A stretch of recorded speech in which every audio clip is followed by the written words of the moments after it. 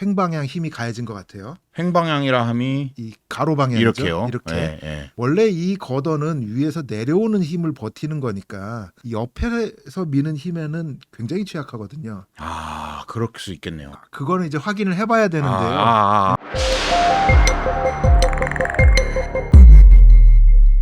저희가 최근에 정말 안타까운 사고가 있었습니다. 이 부분에서 저희가 과학적인 원인과 그거로부터 배울 수 있는 교훈들 공유하면 어떨까 싶어가지고 최근에 있던 안타까운 사고뿐만 아니라 그 전에 있었던 관련된 사고와 그 원인들 그리고 그에 대한 어떤 과학적 공학적인 내용들을 여러분과 함께 공유드리면 어떨까 싶어서 이 부분을 함께 좀 잘 다뤄주실 수 있는 우리 전문가 교수님을 모시고 오늘 방송을 진행해 볼까 하는데요. 참 이런 뉴스를 전해드리는 게 정말 안타깝습니다만 그래도 어떤 내용으로 인해서 사고가 발생했는지 그리고 우리가 다시 재발하면 절대 안 되겠지만 이를 통해서 어떤 교훈을 얻을 수 있는지를 좀 과학적, 공학적으로 좀 다룰 수 있으면 어떨까 해서 오늘 방송을 준비했습니다. 오늘 방송을 도와주실 전문가 교수님 안녕하십니까? 예, 안녕하십니까? 네, 짧게 자기소개 부탁드려도 될까요? 예, 저는 배재대학교 철도건설공학과에 있는 이경찬 교수입니다. 예, 반갑습니다. 많이 이런 사고가 벌어지면은 어떤 원인 조사가 제대로 밝혀지는 경우가 많나요? 어떤가요? 아, 그럼요. 사고가 났으면 그 사고의 원인이 무엇인지,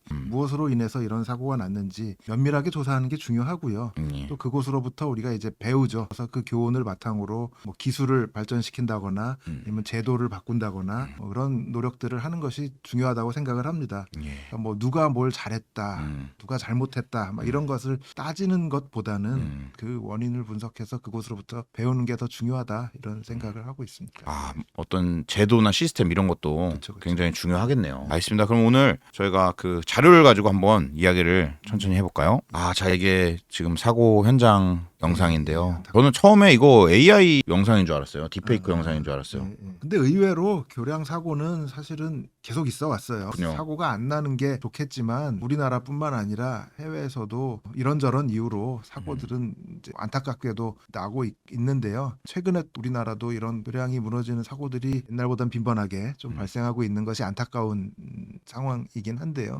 자, 이게 서울 세종고속도로의 어떤 교량 붕괴 사고에 대한 어떤 전반적인 요약 사항인데요. 일단은 2월 25일 오전 9시 49분에 그 안성 천안 지역 연결하는 청룡청교 교각이 붕괴됐습니다. 여기가 서울 세종고속도로죠. 교각이 붕괴된 거는 아니고요. 교각 위에 있는 거더가 붕괴된 거죠. 그러면 정확히 어떤 게 붕괴됐다고 합니까? 교량 위에 올려놓은 이제 우리가 거더라고 하는데요. 거더. 예. 빔, 거더, 뭐 예. 보 다 같은 말입니다. 아, 그렇군요. 예. 사실 저는 그 거더, 빔, 보가 정확히 뭔지 모르는데 그럼 예. 이따가 좀 설명 주시나요? 예, 아니면? 좀 이따가 좀 아. 다른 그림을 보면서 기술적인 내용은 조금 더 설명을 드리도록 예. 하겠습니다. 그래도 어떤 뭐 상황인지 이 사고 당시 CCTV인데요. 예. 아, 이게 지금 예. 어떤 상황인지 한번 설명해 주실 수 있을까요? 지금 이 거더가 옆으로 이렇게 싹 돌면서 넘어가거든요. 거더가 여기서 어떤 데죠? 여기에 있는 요 허연색 아, 뭐라고 이렇게. 설명이 되죠? 막대가 약간 I자형인데요. 아, 이렇게 돼 있는 아, 예. 이게 이제 교량의 가장 핵심 부재가 되는 겁니다. 예.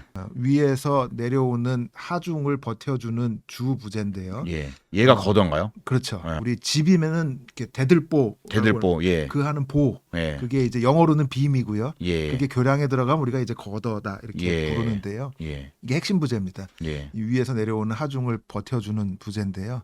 지금 이게 하나, 둘, 셋, 넷, 다섯, 6개가 있죠. 예. 6개의 거더를 가설을 해놓고 기계 장치 같이 보이는 예. 이게 이제 런칭 크레인이라고 하는 건데요. 얘를 이렇게 고정해서 뭐 옮겨주는 애인가요? 이 거더를 뒤에 있는 요 교각과 교각 사이에다가 이렇게 하나씩 얹는 겁니다. 요 크레인으로 끌어와서 하나씩 놓고 끌어와서 놓고 하는 그 크레인 장치인데요. 보통은 이런 장치를 쓰지 않고 우리 건설 현장에서 보는 크레인 있지 않습니까? 예. 바퀴 달린 차에 큰 팔 같은 달린 크레인 가지고 얹는 게 가장 일반적인 공법인데요.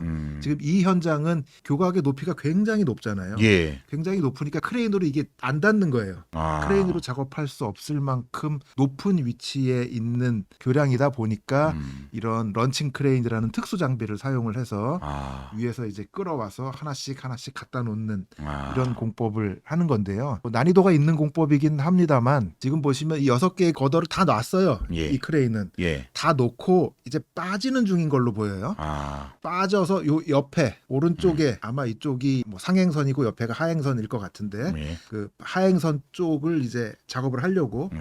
빠지는 중이 아니었나 싶습니다. 네, 그런 작업 중에 원인은 모르겠지만 횡방향 힘이 가해진 것 같아요. 횡방향이라 함이 이 가로 방향이죠. 이렇게요. 이렇게. 예, 예. 원래 이 걷어는 위에서 내려오는 힘을 버티는 거니까 이 옆에서 미는 힘에는 굉장히 취약하거든요. 아, 그럴 수 있겠네요. 그거는 이제 확인을 해봐야 되는데요. 이 걷어들이 지금 이 상태가 사실 제일 불안한 상태거든요. 아. 교량이 완성되면 이 위에다가 이제 판을 하나 더 놓거든요. 그걸 이제 바닥판, 상판이라고 하는데요. 판이 있으면 판이 이것들을 걷어들을 위해서 하나로 묶어주니까 옆으로 안 넘어가죠. 그렇죠, 그렇죠. 근데 지금은 아직은 바닥판이 없으니까 이게 좀 불안한 상태이기는 한데 이 걷어들 옆으로 넘어가지 않게 하는 아마 지지대들이 안 보이지만 있었을 거예요. 그러겠죠. 있었는데 그게 버티기에는 그거보다는 좀 큰 횡방향 힘이 무슨 원인으로든 크레인이 뭐 어떻게 가했든 아니면 바람이 세게 불었든 예. 아니면 뭐 걷어가 어떻게 좀뭐 모양이 좀 원래대로 안 돼 있었든 예. 무슨 원인으로든 간에 횡방향 힘이 가해지면서 옆으로 이제 넘어지면서 붕괴됩니다. 아, 그러네요. 한번 다시 네. 볼까요? 살짝 옆으로 넘어지죠. 아, 그러네요. 여기서 바로 네. 이렇게. 예. 이게 넘어지면 그 순간에 이 걷어가 바로 부서질 수밖에 없습니다. 원래 수직 방향 힘에만 버티게 되어 있는 애가 옆으로 돌면 전혀 견딜 수가 없고 바로 붕괴로 이어질 수밖에 없는 그런 상황이고요. 이렇게 넘어지면서 뒤에 있는 것들도 같이 끌고 넘어가서 지금 전체가 다 붕괴되는 그러네요. 그런 사고로 보입니다. 보통 이렇게 아까 말씀 주시기로는 런칭 크레인 예. 이렇게 높은 데서 예. 주로 사용하는 공법이라고 해주셨는데 예. 이 런칭 크레인을 사용하는 어떤 비율이라고 해야 되나요? 이게 엄청 흔하지 않은 공법인지. 뭐 아주 없지는 않지만 예. 안 쓸 수 있으면 안 쓰죠. 아, 그렇군요. 그냥 크레인이 더 쉽고 싸니까요. 이거 런칭 크레인 이거 거대한 기계 장비를 만들어서 이 위에다가 놔야 되니까 비싸지만 이렇게 높은 장소에서 작업을 할 때는 어쩔 수 없이 써야죠. 아, 그렇군요. 예, 예. 그래서 이 런칭 크레인을 사용했는데 예. 이 걷어가 어떤 공정상 좀 취약한 상황에서 예. 어떤 알 수 없는 원인으로 하필 예. 이게 쫙 무너지면서 다 같이 무너지는 예, 예, 그런 상황이 그렇습니다. 됐군요. 아, 교각은 멀쩡한 상태에서 예, 걷어들이 다 걷어들만- 무너지는. 예, 예. 와, 런칭 크레인도 이거 다 부서졌네요. 그렇죠. 와. 이렇게 런칭 크레인을 이용하는 공법을 흔히 PSM이라고 부르는데요. 여기에 있는 그림하고 지금 사고가 난 공법하고 약간 차이가 있습니다. 여기에 있는 거는 그 런칭 크레인을 쓰는 거는 비슷한데요. 보시면 여기 박스 걷어죠. 아까는 걷어가 6개가 하나씩이었는데 네. 이거는 교량 전체가 한 덩어리죠. 보통 박스 걷어로 이렇게 한 덩어리를 한꺼번에 얻는 공법을 많이 썼습니다. 아까는 이렇게 가닥으로 돼 있었는데. 그렇죠. 예. 걷어가 각각 있었는데 지금 요거는 경우는 이제 보통 교량 전체를 예. 교각과 교각 사이 교량 상부 구조 전체를 한꺼번에 얻는 그 PSM 공법이고요. 좌측 상단에 있는 거는 조각조각 돼 있죠. 이렇게 예, 이렇게 예, 예. 이렇게 지금 이렇게 여기 보면 조각조각을 예, 예. 하나씩 얻는 건데 이게 프리캐스트 세그먼트 메소드고요.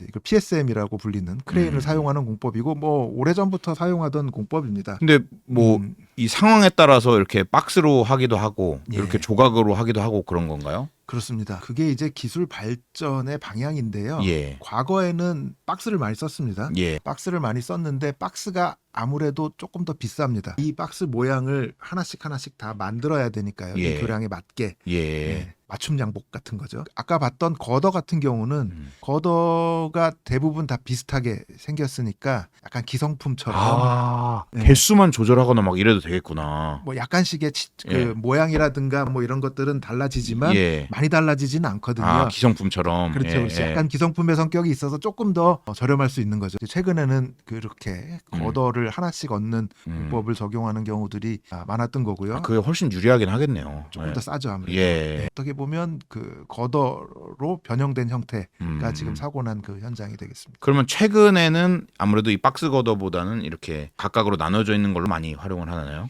뭐 선택의 문제인데요. 예. 철도 같은 경우는 박스를 아직 많이 쓰고요. 예. 네, 도로에서는 걷어 쪽이 조금 더 경제성이 있다고 생각해서 그렇게 채택되는 경우가 많은 걸로 알고 있습니다. 아, 그렇군요. 네, 요거는 우리 호남고속철도가 이런 PSM 공법으로 건설됐거든요. 아, 예, 그때 시공하던 그 영상입니다. 이때는 그러면 박스 거던가요? 박스 걷어죠. 네. 네. 우리나라 고속철도 교량은 대부분 이런 콘크리트 박스 PSM 공법으로 시공을 했습니다. 하나씩 얻는 것들은 런칭 크레인보다는 그냥 바닥에서부터 일반 크레인으로 잡아서 올리는 공법이 가장 흔하게 많이 쓰는 공법이고요. 어떤 고교각이라고 저희가 이야기를 하는데, 그래서 이 크레인 여기 보이시죠? 예. 이 팔이 안 닿는 높이면 이게 안 닿는 높이면 안 닿는 높이면 어쩔 수 없이 런칭 크레인을 쓰게 되는 것이죠.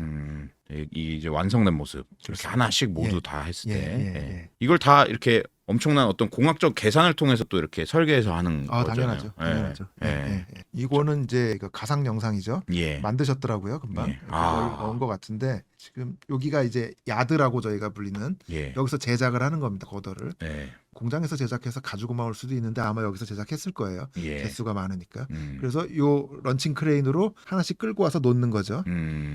앞에 봤던 PSM은 이게 걷어가 여러 개가 아니라 한 덩어리니까 예. 한 번만 끌고 오면 되는데요. 음. 이런 걷어 방식은 이제 걷어별로 하나씩 끌고 와야 되는 거죠. 예. 그래서 런칭 크레인이 조금씩 좌우 방향으로 움직여야 될 것으로 그런 차이가 좀 있는데요.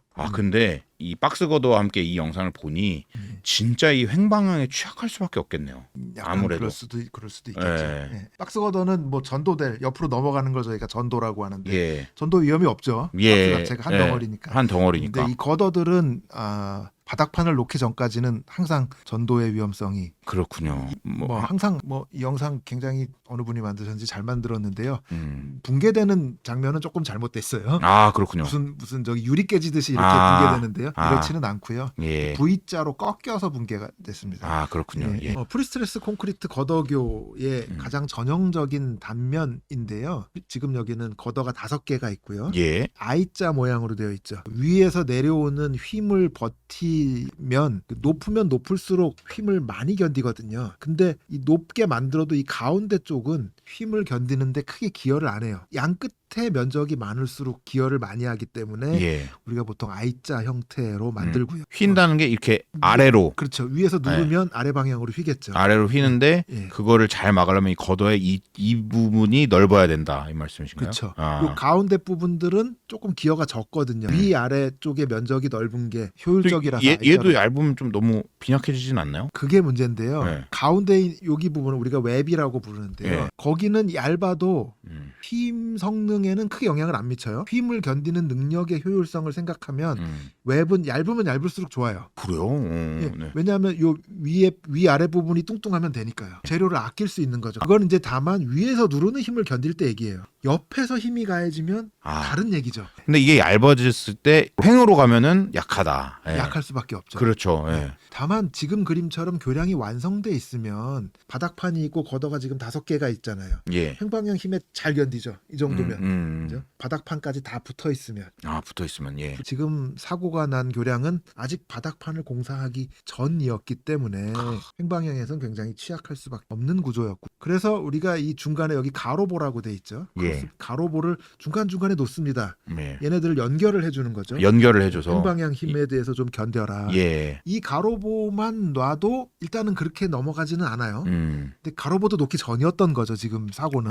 그렇군요. 그래서 프리캐스트라고 하는 거는 이제 공장에서 만들어 온다. 현장에서 콘크리트를 치는 게 아니라 공장에서 만들어 온다는 뜻인데요. 대부분 프리스트레스 콘크리트는 만들어서 놓기만 하죠. 이렇게 전도에 취약합니다. 돌면 바로 부서져요. 그러네요. 뭐 제작 중에 저렇게 전도가 돼서 붕괴되는 사고들이 왕왕 발생을 하고요. 그래서 넘어가지 않게 하려는 이런 전도 방지공, 예시인데요. 지지해주면, 예. 넘어가지 않게 하는 전도 방지공이 필요하다. 이 그림은 예. 영남대에서 은퇴하신 이재용 교수님이 쓰신 교재에서 제가 가져온 건데요. 교재에 나와 있는 그런 내용이 되겠습니다. 교과서에 있을 정도로 어떻게 보면은 이 현상이 벌어질 수 있는 거군요. 예. 어떤 네. 형태로든 간에 전도 방지에 대한 대책은 있었을 것인데요. 네. 그 전도 방지공보다 과도한 힘이 뭐 걸렸든가 무슨 원인이었는지 좀 살펴봐야겠죠. 마지막으로 이제 사고 사진인데요. 예. 지금 정상적으로 똑바로 서 있는 이 왼쪽의 상태에서는 자기 무게로 아래 방향으로 누르는 힘하고 이 안에 들어있는 케이블이 위로 밀어 올리는 힘하고 예. 균형을 이렇게 딱 이루고 있는 상태란 말이에요. 예. 근데 이게 살짝만 돌아도 말이죠. 자중은 지구가 잡아당기는 거니까 예. 계속 아래로 당긴단 말이에요. 그렇죠. 중력이니까. 프리스트레스는 이 안에 들어있는 케이블이 밀어 올리는 힘이니까 이 걷어의 방향으로 밀어 올린단 말이에요. 이 주황색 힘하고 녹색 힘하고 거의 고등학교 때 배운 벡터 합 힘에 생각을 해보면 옆으로 밀리는 힘이 그러네요. 생기죠. 일로 예. 알자 힘은 이렇게 되겠네요. 맞습니다. 조금만 돌아도 이 힘이 생긴다는 거예요. 그러겠네요. 네. 그래서 전도에 굉장히 취약할 수밖에 없는 게 프리스트레스 콘크리트 걷어. 이 횡방향이 지금 제가 웹을 좀 두껍게 그리긴 했는데 실제로는 더 얇죠. 횡방향 힘에 대해서 취약할 수밖에 없다. 그런 그렇군요. 구조다. 원인이 크레인인지 바람인지는 모르겠습니다만 예. 또 전도 방지공이 어떻게 되어 있는지는 모르겠습니다만 이런 원인들로 붕괴가 된 것이 아닌가 이런 추정을 할 수 있을 것 같고요. 이번 사고의 원인이 밝혀지면 그것으로부터 앞으로 시공할 때 어떤 부분을 조심해야 한다 하는 것을 아마 알 수 있을 걸로 생각이 됩니다. 네, 그걸로 인해 또 뭐 제도가 생기거나 이러겠네요. 예. 다만 지금 국토부에서는 예. 이 유사한 공법을 모두 시공 중지를 시켰거든요. 원인이 밝혀지기 전까지는 우리가 뭐가 원인인지 모르니까 시공 중지를 시켰는데요. 예. 원인이 밝혀지고 나면 대책이 나올 거고요. 그로부터 교훈을 얻으면 또 그로부터 우리가 안전한 시공을 할 수 있는 방법을 찾을 수 있지 않을까 생각이 되고요. 무조건 이 공법은 안 되는 거다라는 인식은 좀 안 가졌으면 하는 바람이 있어요. 뭐가 하나 잘못되면 그건 무조건 안 돼. 뭐 이런 게 좀 있을 수 있거든요. 예. 겁이 나니까. 예. 하지만 이제 공학적인 판단을 우리가 합리적으로 한다면 그 원인을 막을 수 있는 방법은 뭐다. 답을 찾으면 또 뭐 안전하고 경제적으로 할 수 있는 시공 방법이니까요. 예. 일단은 뭐 지금은 어떻게 보면 원인이 밝혀지기 전이니 또 이렇게 이 공법을 중지하는 결정을 할 수 있는데 교수님 말씀대로 이게 정확히 좀 원인이 과학적으로 공학적으로 분석이 돼가지고 다시는 이런 일이 벌어지지 않는 방향으로 그렇습니다. 되면 좋겠네요. 예. 마지막으로 하고 싶은 말은 건설 분야에 대한 우리 사회적인 인식이 저희가 하는 것만큼 그렇게 좋지 않아요. 사실은 뭐 사고 나면 또 뭐 철근을 빼먹었니 비리 집단인 것처럼 생각하시는 분들도 있는데요. 그렇지 않고요.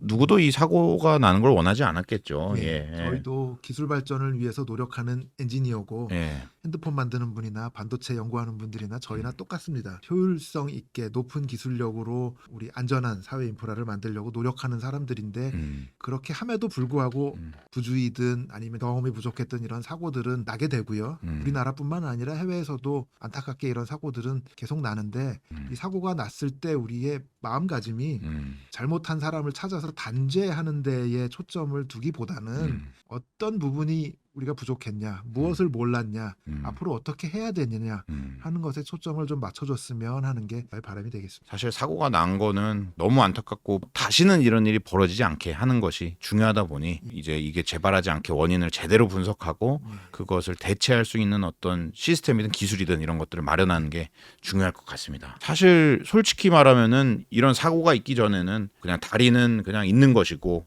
늘 거기 서 있는 거고 그냥 안전하게 지었겠지 했는데 여기에도 되게 수많은 어떤 기술이 있고 그 기술이 시대에 따라서 계속 발전해 왔고 진짜 말씀하신 대로 수많은 엔지니어 분들이 여기에 또 열심히 노력을 하시고 있겠군요. 물론 그렇습니다. 저희는 지금까지 안될과학 약이었고요. 우리 교수님 모시고 서울 세종 고속도로의 그 안타까운 사건이 왜 벌어졌는지에 대해서 원인이 자세히 밝혀지지는 않았습니다만 그거에 대한 배경 지식들 그리고 해외에서 어떤 사고들이 있었는지 이런 것들을 한번 보는 시간이었습니다. 네, 지금까지 안될과학 약 이경찬이었습니다. 네, 감사합니다. 감사합니다.